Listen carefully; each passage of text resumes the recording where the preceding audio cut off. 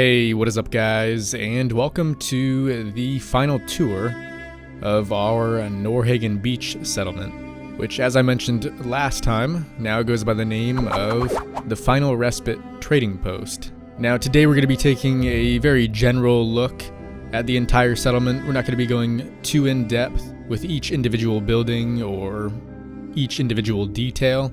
So if you want to see more of that kind of stuff, feel free to check out any of the previous videos in this playlist. Or if you don't want to hear me talk at all and you would rather just explore the settlement for yourself, it is up for download now, so the link should be down in the description. Just keep in mind it will require a few other mods to work, the main one being the Transfer Settlement mod, but those will all be listed on the Nexus page. Other than that though, hopefully you guys end up enjoying the settlement, and without further ado, let's go ahead and get a closer look. So I must admit that one of my favorite things about the way the settlement turned out would definitely have to be the fact that any raiders who end up attacking this place will also end up needing to cross this very long and treacherous bridge to be able to get there, which worked out very well in terms of how the settlement walls were laid out and also where the various sniper posts were placed.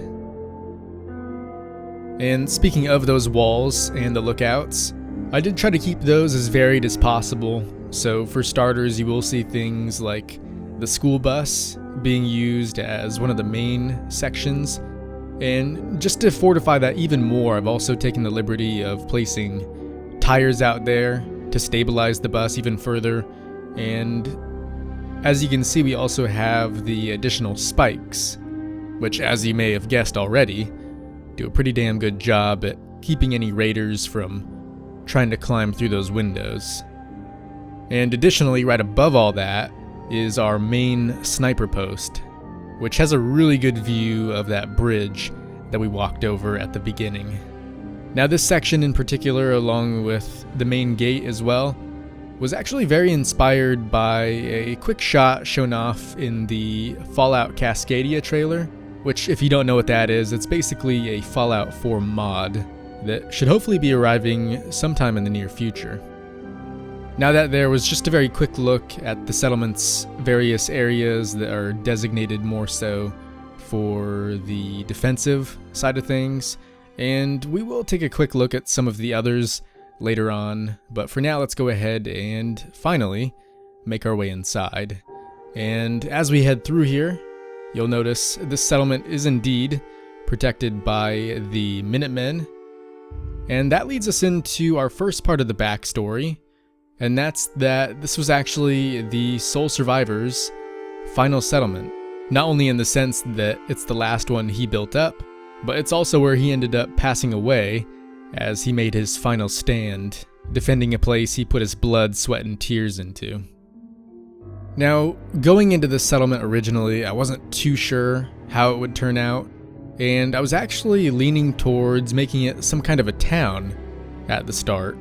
But as things got going, and as you can see now, we don't have the usual houses or farm-like areas even. This really is just a trading post. So the main buildings here are the bar, the brothel, the Sole Survivor Museum, and also a gun store tucked off in a back alley. So, in general, there really isn't too much here, but my other main goal when creating this was to make sure it was a very functional settlement that could turn out to be very playable as well, in the sense that there wouldn't be any lag, which usually is not the case for my type of builds.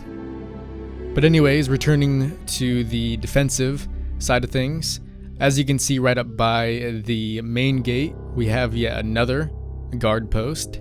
And speaking of the guards, the school bus is actually the town's guard barracks. So as we come in here, you'll notice it really isn't anything too big, but at the same time, I think we were still able to fit quite a bit of stuff in here. And it even had room for 2 beds as well, which I think is enough, considering the size of the settlement really isn't that big either. And all in all, this too has a pretty damn good view of the outside area. With that being the case, I think it worked out quite well, seeing as how this is indeed the area where the guards would spend most of their time during the day. And to go along with this, we also have a doghouse outside.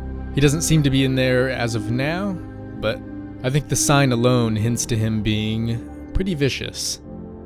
Apart from keeping this trading post feeling safe, my other main goal with this settlement was to honor the sole survivor. I mean, after all, it was the place where he made his last stand, at least in my playthrough, so I figured what better way to do that than to not only have a little memorial for him over here, but to also give him his own little museum, which is actually the house he stayed at while he was still alive. But before we get into that, let's go ahead and take a quick look at his grave over here. So over here we have certain items that may have been his over the years, such as the picture of him and Nora, his old army flag, and also a little wooden statue given to him by McCready. Other than that, though, I figured the rest of the items may have just been dropped off by various traders or settlers who may have passed by. And with that being said, hopefully that kind of sums up the interesting dynamic that this trading post has going for it, because not only does the Soul Survivors Museum lure in potential customers for the rest of the trading post, that could just as easily end up working the other way around as well. But anyways, moving in to the museum, on our way over here you'll see the Vault Tech representative is sort of working on luring in potential customers, and I think that worked out perfectly with him being a ghoul and all, because it does mean he's pretty much immortal. And keep in mind as we come through here, this was also the Soul Survivor's bedroom when he was still alive, so that's the reason for the bed. And there actually used to be a few more items inside here, like a Gauss rifle inside the display case, and then a Pip-Boy on top of the shelf. But you guys know Fallout, things always end up falling through the floor. But another aspect about this one that I really enjoy is the fact that it is extremely colorful, and that alone really makes it stand out from the rest of the trading post, since for the most part everything else is very dark and gloomy. Next up, we have two options in terms of which way we could end up going. On our left we have the Final Watch bar, which really goes in line with the Soul Survivor's backstory. There's also the brothel right above that. And on our right is the sort of back alley area, which I'm sort of leaning towards right now, since although this settlement is quite small, I think areas like this go to show that there is still plenty of room for expansion.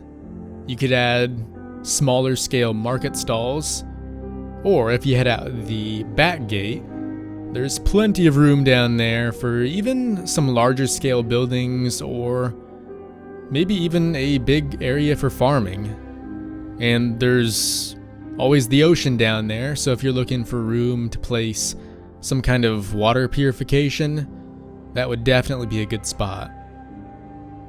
And once you're over here, you'll see that no matter which way you go, you'll pretty much be able to end up wherever you want in this settlement, since the gun store also acts as a sort of gateway to the different areas of the town.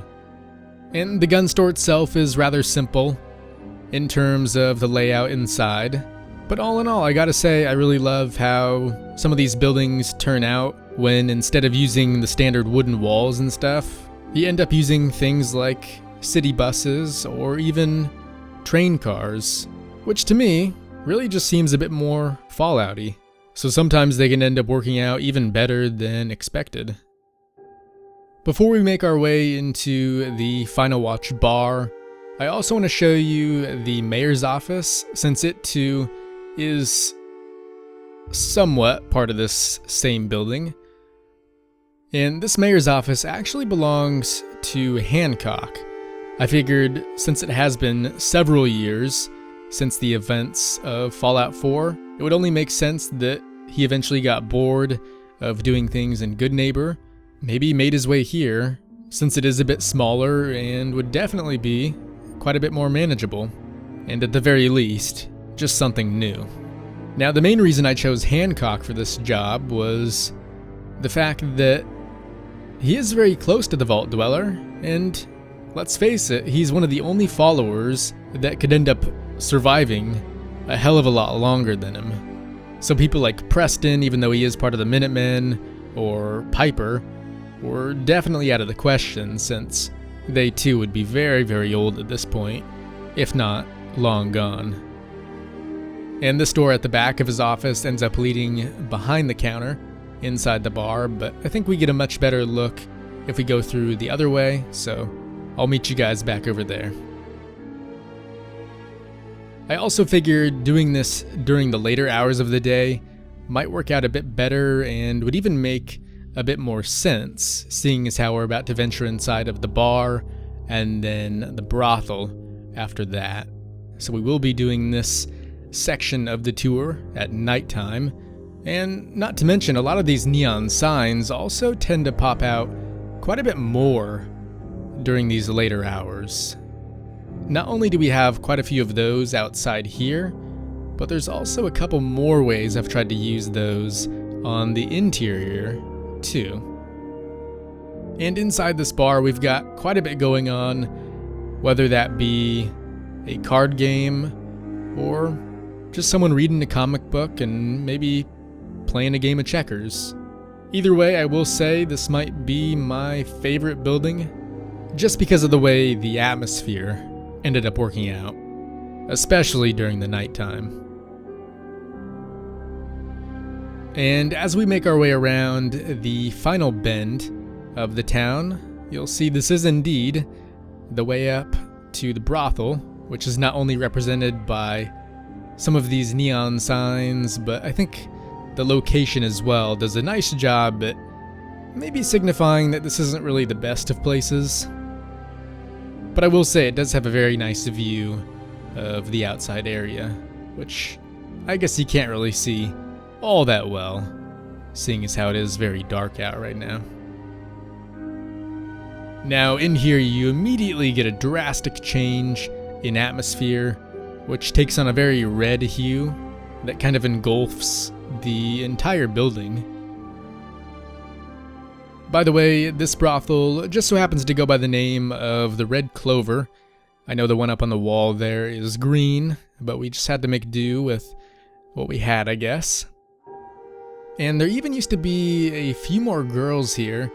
Now we're just down to one because, well, the others actually got killed in a recent raider attack.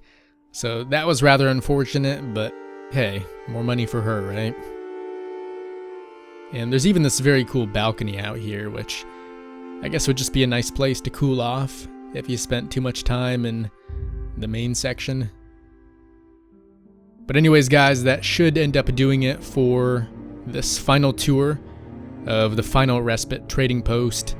I know I didn't cover every little detail, but trust me when I say I have hidden plenty of others around the entire settlement. So if you do choose to download it, thank you, and hopefully you have a nice time trying to find all those.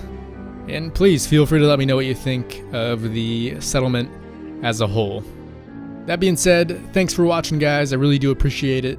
And as always, I will see you in the next one.